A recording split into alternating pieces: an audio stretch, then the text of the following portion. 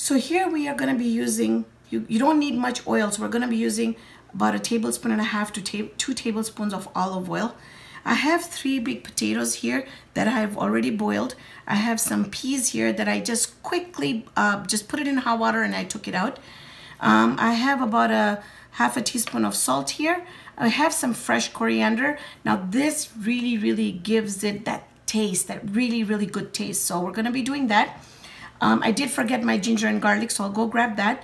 I have here 1/4 teaspoon of red pepper flakes, which we use on pizzas. I have here 1/4 teaspoon of cumin powder, 1/4 teaspoon of coriander powder. I have a tablespoon of chur powder or mango powder. Now, you can lessen this if you like. I really like the filling to be super tasty, a little sour.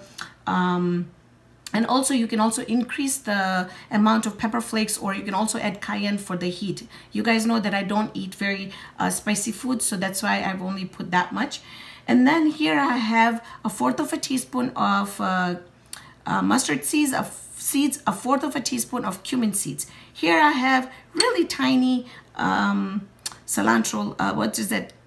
Curry leaves. And they're pretty small, so I've taken about 8 of them. And then in this little plate here, I have a teaspoon of lemon pepper and just a dash of turmeric. Now, if you like more turmeric in it, go ahead. I want to make them a little bit lighter in color, so I added less turmeric in there. That's about it. So let's go ahead and put this all together.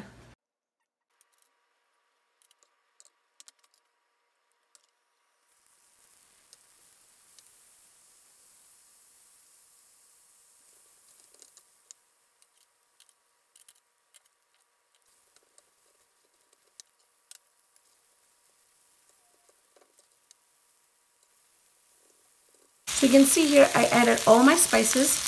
I added everything that I had shown you in the description. And then the most important thing was then I did a taste test to make sure that the taste is spot on. At this time, you want to do that and adjust the seasoning. You want to add more cayenne. If you want to make it spicy, add some jalapeno peppers in there, or you could add serrano peppers cut, or chili peppers just cut very tiny pieces. So basically this is ready. What we're going to do is let this completely cool down before we stuff them.